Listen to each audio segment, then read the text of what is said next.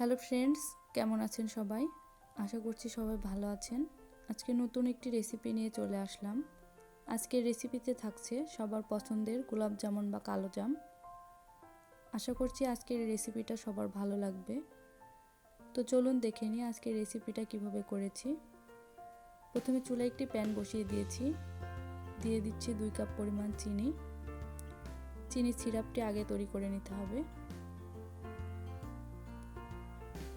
দিয়ে দিচ্ছি 2 কাপ পরিমাণে জল।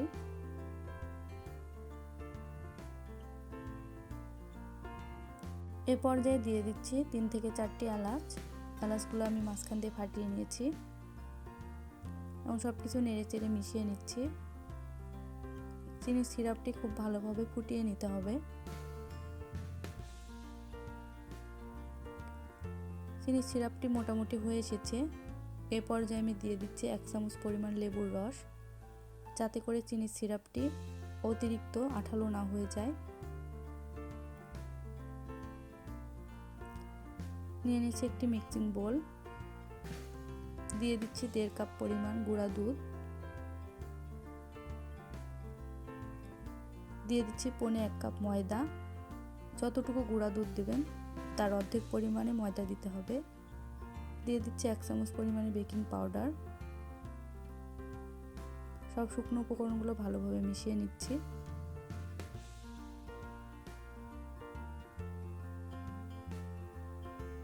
মিশানো হয়ে গেছে। দিয়ে দিচ্ছি 2 চামচ পরিমাণে ঘি। ঘি দিয়ে খুব ভালোভাবে ময়াম দিয়ে নিতে হবে।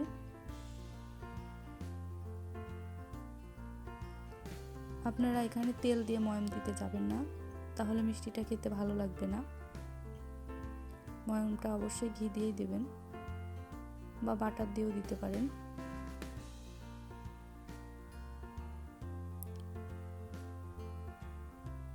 মোটামুটি ময়াম দেওয়া হয়ে গেছে। এ পর্যায়ে আমি দুধ অ্যাড করছি। 1.25 কাপ দুধ দিয়ে দিলাম।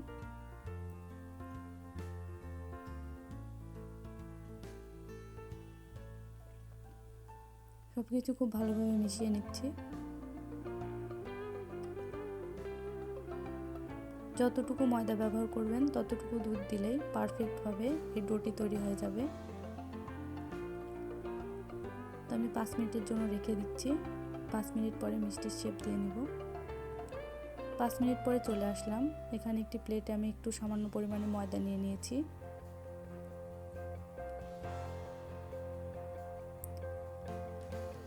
হাতে সামান্য ঘি মাখিয়ে এখন আমি মিষ্টির শেপটি দিয়ে নেব।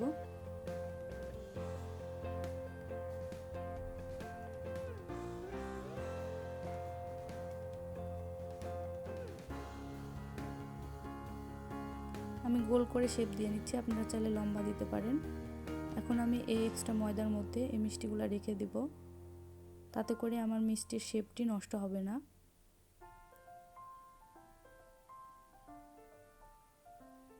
একইভাবে আমি আরেকটি বানিয়ে দেখিয়ে দিচ্ছি।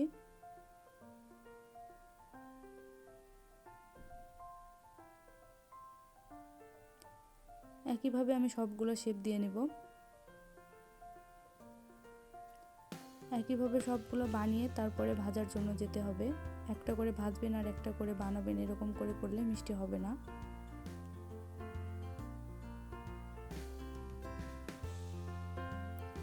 তো আমার সবগুলো করে নেওয়া হয়ে গেছে।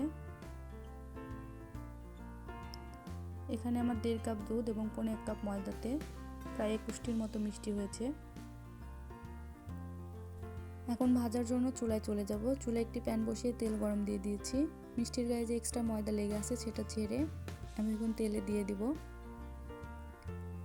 আর তেলটা দেখে হয়তো বুঝতে পারছেন তেলটা খুব বেশি গরম করিনি, হালকা একটু গরম হতেই আমি মিষ্টিগুলো দিয়ে দিচ্ছি। চুলার আঁচ এই পর্যায়ে আমি মিডিয়াম রেখেছি। মিষ্টিগুলো যদি বানানো পারফেক্ট হয় তাহলে একা থেকেই মিষ্টিগুলো ঘুরে যাবে, আপনাকে ঘুরিয়ে দিতে হবে না।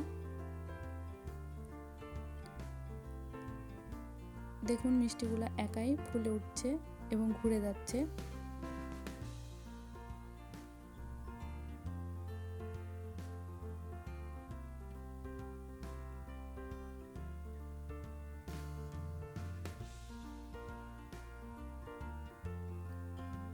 মিষ্টিগুলো একটু উল্টিয়ে পাল্টিয়ে ভেজে নিতে হবে। মিষ্টির কালার যখন এরকম লাল হয়ে আসবে তখন মিষ্টিগুলো তুলে নিতে হবে।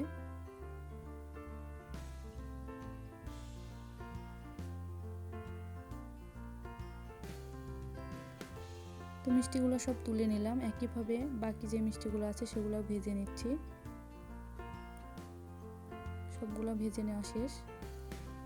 এখন আগে থেকে করে রাখা চিনির সিরাপটি আমি আবারও গরম করে নিচ্ছি। তো গরম করে আমি মিষ্টিগুলো সব দিয়ে দিলাম।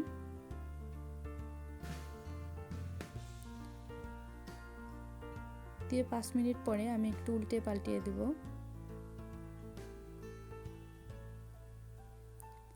উল্টিয়ে পাল্টিয়ে আমি এখন ঢাকনা দিয়ে 1 ঘন্টার জন্য ঢেকে রেখে দেব। 1 ঘন্টার পরেই মিষ্টিগুলো পারফেক্টভাবে তৈরি হয়ে যাবে। দেখুন 1 ঘন্টা পরে চলে আসলাম। মিষ্টিগুলো আমার পারফেক্টভাবে তৈরি হয়ে গেছে।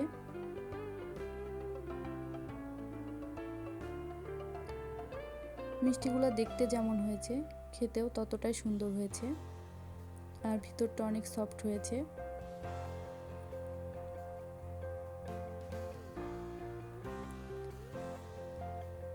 এক ঘন্টা পরে আমি সব মিষ্টিগুলা রস থেকে তুলে নিচ্ছি।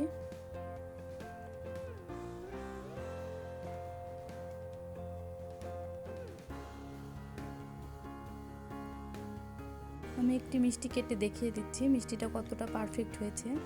দেখুন মিষ্টিটা অনেকটাই পারফেক্ট হয়েছে। তো আজকের মতো এই পর্যন্তই। সবাই ভালো থাকবেন, সুস্থ থাকবেন। দেখা হবে নতুন কোনো ভিডিওতে।